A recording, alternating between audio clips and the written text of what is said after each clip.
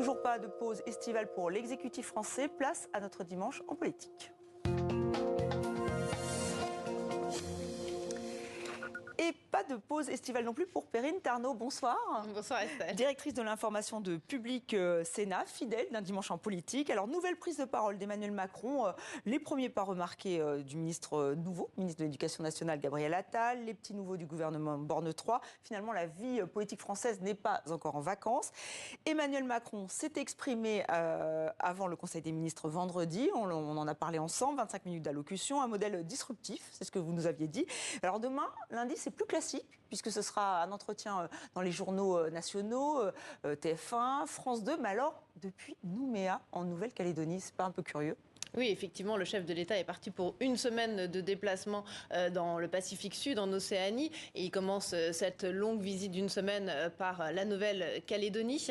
Alors oui, effectivement, quand on a appris qu'il allait faire cette interview au JT de 13h de TF1 et de France 2 lundi en direct de Nouméa, j'ai trouvé que ça faisait un peu intervention improvisée. J'ai l'impression qu'on est un peu dans une séquence improvisée en permanence. Il y a eu d'abord cette longue séquence très flottante autour du remaniement qui n'en finissait pas d'arriver, puis cette prise de parole vendredi du chef de l'État pendant 25 minutes devant ses ministres. On avait l'impression de voir un peu un chef d'entreprise qui dressait le bilan de son entreprise, mais il n'y avait pas de projection. Et donc là, cette interview, dans le cadre de ce déplacement présidentiel en Nouvelle-Calédonie, qui va sans doute donc venir parasiter ce déplacement qui est attendu par les Calédoniens depuis un petit moment, après les 2 référendums d'autodétermination qui ont lieu sur l'île. Et puis, effectivement, une prise de parole à des milliers de kilomètres de la France, même si bien sûr la Nouvelle-Calédonie c'est la France, mais peut-être sur des problématiques qui concernent malgré tout et essentiellement la métropole peut-être. Alors effectivement, est-ce qu'il va revenir sur les émeutes urbaines ? Parce qu'il en a parlé vendredi, juste avant le Conseil des ministres, dans cette fameuse allocution. On va l'écouter. Nous aurons à apporter les réponses profondes aux émeutes que le pays a vécues début du mois de juillet. Car au-delà des réponses d'urgence, nous voyons bien à travers les crises, que le risque de fragmentation, de division profonde de la nation est là. Et il y a un besoin tout à la fois d'autorité, de respect, d'espérance légitime. Et c'est une réponse complète et profonde qui se joue à l'échelle de la nation. Voilà, une réponse en profondeur, mais on a l'impression qu'il renvoyait ça à la rentrée. Certains analystes ont trouvé que c'était quand même un peu court. Est-ce que justement, c'est pour ça qu'il va y avoir cette prise de parole demain ? Notamment pour ce sujet-là. Certainement en partie, parce que effectivement les quelques minutes de vendredi étaient trop courtes par rapport à ce qui s'est passé fin juin, début juillet en France, et le bilan très lourd de ces violences urbaines, en termes évidemment de dommages. La prise de parole d'Emmanuel Macron, elle va sans doute tourner effectivement autour de ces questions, on vient de l'entendre, de l'autorité, peut-être autour de l'école aussi, de la responsabilité des parents. Il va falloir voir si le chef de l'État va donner des gages à la droite républicaine, qui demande effectivement beaucoup plus de régalien dans la politique nationale de l'exécutif.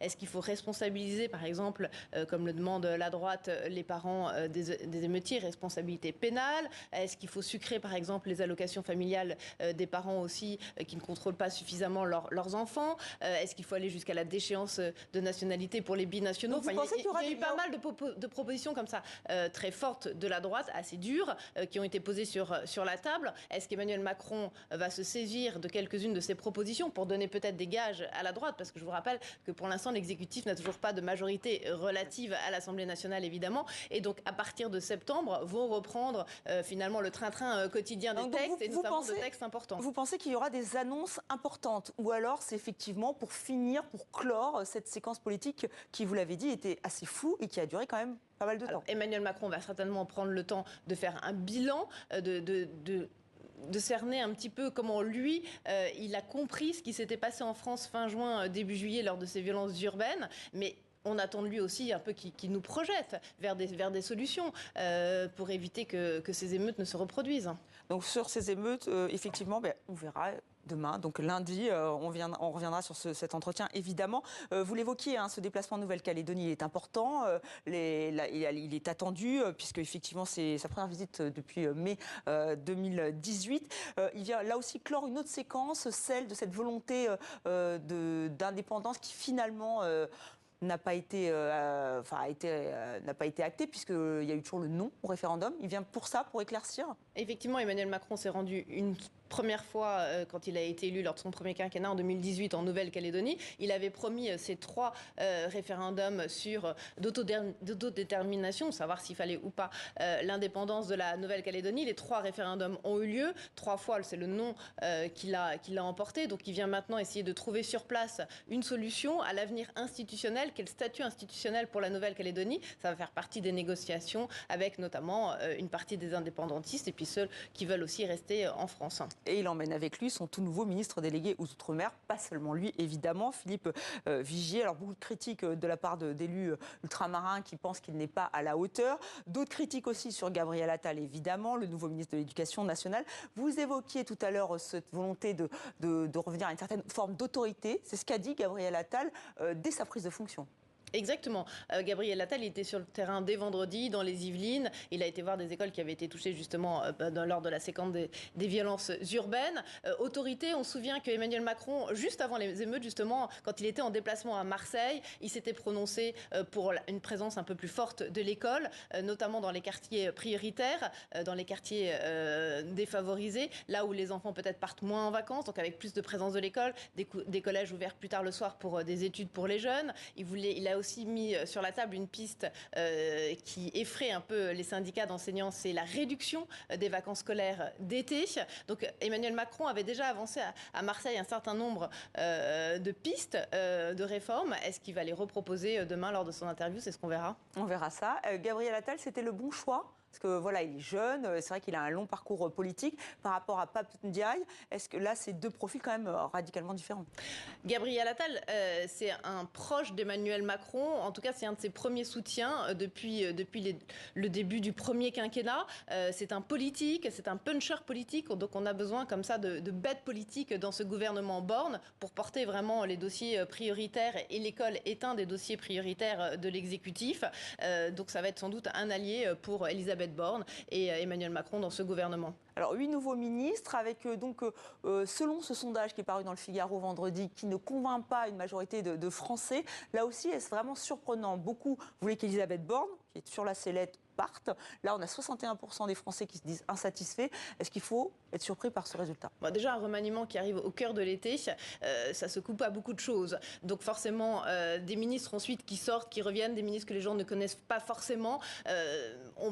Enfin, moi, ces chiffres ne m'étonnent pas beaucoup. Je pense qu'encore une fois, il va falloir voir un petit peu quels vont être les résultats. On sort quand même de 2 séquences politiques assez fortes. D'une part, la très longue réforme des retraites qui a occupé un peu tout le landerneau politique tout l'hiver, qui a pas mal secoué les Français. Aussi, pas mal. Exactement, tout à fait. Maintenant, la séquence des violences urbaines. Donc, on attend en fait que ce gouvernement-là se mette à l'œuvre, de voir quels résultats ça produit pour quelle politique. Et encore une fois, ça va être important de voir si Emmanuel Macron, demain, lors de son interview, nous projette un peu vers un nouvel horizon, s'il nous planifie un peu un avenir. Parce que quand on l'a écouté vendredi, on était vraiment plus sur un bilan.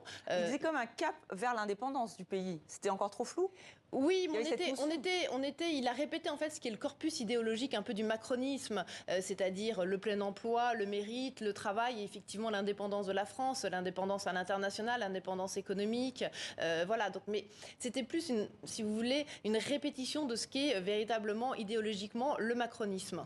Donc on verra demain, c'est effectivement, il annonce un cap avec des annonces plus concrètes, dirais-je. La Première ministre, Elisabeth Borne, elle est au travail, elle le dit, elle va le faire, puisqu'elle a une semaine très chargée, notamment demain, elle retrouve tous son gouvernement pour une réunion de travail. Exactement. Demain, elle met sur la table effectivement les dossiers prioritaires de ce nouveau gouvernement. Mardi, elle est en déplacement au Havre chez Édouard Philippe. Mercredi, il y aura le Conseil des ministres. Bref, elle a publié tout son agenda de la semaine prochaine qui est effectivement assez chargé. Ça n'étonne pas beaucoup de la part d'Elisabeth Borne, dont on sait que sa principale qualité, c'est d'être très travailleuse, vraiment d'être ardue à la tâche. Elle sort quand même très fragilisée de cette dernière séquence, puisque tous ces atermoiements autour du remaniement, cette espèce de flottement permanent qu'il y a eu, l'ont quand même fragilisée. politiquement, donc il va falloir qu'elle rebondisse, il va falloir qu'elle prouve qu'elle n'est pas en sursis permanent, parce que c'est un peu le risque quand on va revenir à l'automne avec la période budgétaire, l'absence de majorité à l'Assemblée nationale, sans doute le retour du 49.3 autour des budgets, le texte immigration aussi qui va revenir sur la table. Il va falloir qu'elle se densifie politiquement. Voilà, une rentrée chargée. On a beaucoup dit qu'il y avait des tensions avec Emmanuel Macron, justement sur le choix des nouveaux ministres. Selon vous, est-ce qu'elle a gagné ou est-ce que c'est Emmanuel Macron qui a remporter la partie? Alors quand on regarde ce nouveau gouvernement, on le retrouve quand même resserré sur ce qu'est le cœur du macronisme. Donc ça ressemble beaucoup à Emmanuel Macron. Après, il y a quand même l'arrivée au ministère de la Santé d'Aurélien Rousseau, qui est l'ancien directeur de cabinet d'Elisabeth Borne, avec qui elle s'entendait pas si mal. Donc ça va plutôt dans le sens d'Emmanuel Borne. Ce qui frappe quand même quand on regarde ce nouveau gouvernement, c'est qu'il est un petit peu plus politique, un peu moins tourné vers la société civile, un peu plus politique, donc avec l'arrivée de Gabriel Attal, je l'ai dit, au ministère de l'Éducation, avec aussi l'entrée d'Aurore Berger ou de Prisca Thévenot, qui sont là aussi ancienne porte-parole exactement, et maintenant qui rentrent au gouvernement, qui sont donc des proches depuis le début d'Emmanuel Macron, qui sont vraiment des personnalités politiques, et c'est ce qui manquait, si vous voulez, dans le gouvernement jusqu'à maintenant. C'est des véritables politiques qui vont pouvoir porter cette parole à la fois sur les plateaux de télé, dans les radios, dans les médias, etc., vis-à-vis des Français, qui vont aussi pouvoir battre en brèche un peu les arguments de l'opposition, de la droite, de l'extrême droite, de la gauche, etc. Donc quand on dit que Pape Ndiaye n'a pas imprimé, qu'il n'a pas su porter son message, c'est effectivement le problème numéro 1 aujourd'hui ? Oui, effectivement, à l'Éducation nationale, il n'a pas su imprimer. Il a été, je dirais, trop mis à terre par les critiques qui sont venues de la droite et surtout de l'extrême droite. Il n'a pas su y répondre, ou en tout cas, il n'a pas voulu y répondre dans un premier temps. Et du coup, il s'est enfermé, si vous voulez, dans une position un peu plus j'allais dire de victime, peut-être pas quand même, mais il n'a pas su trouver les arguments politiques pour défendre ses positions et incarner quelque chose à la tête de l'Éducation nationale. Emmanuel Macron donc a resserré son équipe autour de lui, effectivement, mais on lui reproche aussi le fait d'avoir que des gens autour de lui. Est-ce que c'est un reproche que vous comprenez? C'est-à-dire que des fidèles lieutenants, finalement?